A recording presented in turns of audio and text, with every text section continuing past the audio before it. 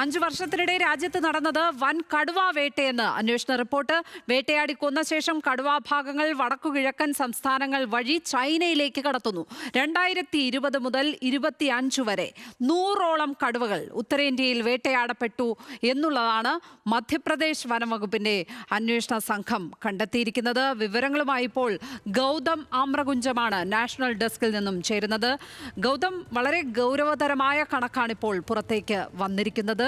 ഏത് സാഹചര്യത്തിലാണ് ഇങ്ങനെ ഒരു പഠനം നടത്താൻ തന്നെ തീരുമാനിച്ചത്? എന്തൊക്കെയാണ് ഈ റിപ്പോർട്ടുമായി ബന്ധപ്പെട്ട് ഇപ്പോൾ പുറത്തേക്ക് വരുന്ന വിവരങ്ങൾ, ഗൗതം? ലക്ഷ്മി, ഏറ്റവും പ്രധാനപ്പെട്ട കാര്യം, രാജ്യത്ത് കടുവ സംരക്ഷണവുമായി ബന്ധപ്പെട്ട് നടന്നുകൊണ്ടിരിക്കുന്ന പ്രവർത്തനങ്ങളുടെ ഭാഗമായി മധ്യപ്രദേശ് സർക്കാരിൻ്റെ വനം വകുപ്പിന് കീഴിലുള്ള പ്രത്യേക അന്വേഷണ സംഘം നടത്തിയ പരിശോധനയിലും അന്വേഷണത്തിലുമാണ് ഈ ഗുരുതരമായ കണ്ടെത്തലുകൾ ഉണ്ടായിരിക്കുന്നത്.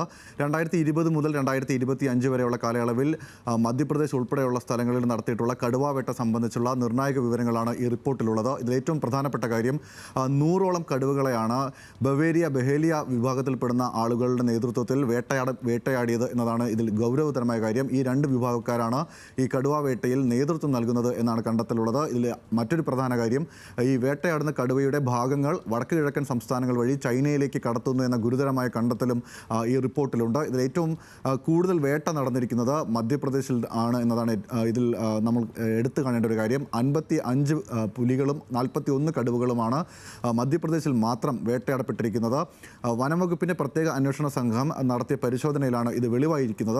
രജൗരിയിൽ നടന്നിട്ടുള്ള ഒരു സംഭവവുമായി ബന്ധപ്പെട്ട്, ഒരു കടുവാ വേട്ടയുമായി ബന്ധപ്പെട്ടാണ് ഈ അന്വേഷണത്തിൻ്റെ തുടക്കമുണ്ടാകുന്നത്. ആ അന്വേഷണത്തിൽ 13 പേരെയാണ് ഇപ്പോൾ വനംവകുപ്പ് പിടികൂടിയത്, മധ്യപ്രദേശ് വനംവകുപ്പ് പിടികൂടിയത്. അതിൽ 3 പേർ, ഈ കടത്ത് സംഘത്തിലെ പ്രധാനപ്പെട്ട 3 പേർ ഒളിവിലാണ് എന്ന വിവരം ലഭിച്ചു. പിന്നീട് അവർ കേന്ദ്രീകരിച്ച് നടത്തിയ അന്വേഷണത്തിലേക്കാണ് ഈ ഗുരുതരമായ കണ്ടെത്തലുകൾ ഉണ്ടായിരിക്കുന്നത്. 5 വർഷത്തിനിടയിൽ 100 കടുവകൾ എന്ന് പറയുമ്പോൾ അതൊരു വലിയ കണക്ക് തന്നെയാണ്. അതുകൊണ്ട് തന്നെ ഈ കടുവ കടത്തുമായി ബന്ധപ്പെട്ട് പുറത്തു വന്ന റിപ്പോർട്ടിൻ്റെ അടിസ്ഥാനത്തിൽ ഇപ്പോൾ ദേശീയ കടുവ സംരക്ഷണ അതോറിറ്റി റെഡ് അലേർട്ട് പ്രഖ്യാപിച്ചിരിക്കുന്ന സാഹചര്യത്തിലേക്കാണ് കാര്യങ്ങൾ പോകുന്നത്. ഇപ്പോൾ വയനാട്ടിൽ ഉൾപ്പെടെ, അല്ലെങ്കിൽ കേരളത്തിൽ കടുവകൾ സജീവമാകുന്നതിൻ്റെ വാർത്തകൾ ഒരു വശത്ത് വരുമ്പോഴാണ് മറുവശത്ത് വലിയ കടുവ വേട്ട നടക്കുന്നതായിട്ടുള്ള കണ്ടെത്തലും ഉണ്ടാകുന്നത്. 100ഓളം കടുവകൾ 5 വർഷത്തിനിടയിൽ കൊല്ലപ്പെട്ടുവെന്ന ആശങ്ക പരത്തുന്ന കണക്ക് പുറത്തുവന്നതിന് പിന്നാലെയാണ് ദേശീയ കടുവ സംരക്ഷണ അതോറിറ്റി ഈ ഒരു റെഡ് അലേർട്ട് പ്രഖ്യാപിക്കുന്ന സാഹചര്യം ഉണ്ടാകുന്നത്.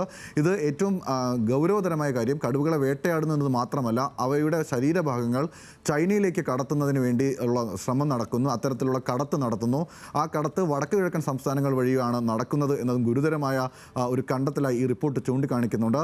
സ്പെഷ്യൽ ഇൻവെസ്റ്റിഗേഷൻ ടീമാണ് വനംവകുപ്പിൻ്റെ കീഴിൽ, മധ്യപ്രദേശ് വനംവകുപ്പിൻ്റെ കീഴിൽ സ്പെഷ്യൽ ഇൻവെസ്റ്റിഗേഷൻ ടീം നടത്തിയ പരിശോധനയിലാണ് ഈ ഗുരുതരമായ കണ്ടെത്തലുള്ളത്. 41 കടുവകളും 55 പുലികളും മധ്യപ്രദേശിൽ മാത്രം വേട്ടയാടപ്പെട്ടു. ബഹേലിയ വിഭാഗത്തിൽപ്പെടുന്ന ആളുകളാണ് ഈ കടുവ വേട്ടയ്ക്ക് നേതൃത്വം നൽകുന്നത്. ഇതിൻ്റെ പ്രധാന കണ്ണികളായ ആളുകൾക്ക് അന്താരാഷ്ട്ര മൃഗക്കടത്തുമായി ബന്ധപ്പെട്ടുള്ള ബന്ധമുണ്ട് എന്നുള്ള സംശയവും വരികയാണ്. ഈ സാഹചര്യത്തിൽ പരിശോധനകൾ കൂടുതൽ ശക്തമാക്കാനാണ് ഇപ്പോൾ വകുപ്പിൻ്റെ തീരുമാനമുണ്ടായിരിക്കുന്നത്. ഒപ്പം തന്നെ ദേശീയ കടുവ സംരക്ഷണ അതോറിറ്റിയെ ഇതിൻ്റെ വിശദാംശങ്ങൾ അറിയിക്കുകയും ചെയ്യുമെന്നും വ്യക്തമാക്കിയിട്ടുണ്ട്. ലക്ഷ്മി. ഗൗതം ആമ്രകുഞ്ചം നാഷണൽ ഡെസ്കിൽ നിന്നും വിവരങ്ങൾ പങ്കുവച്ചത്.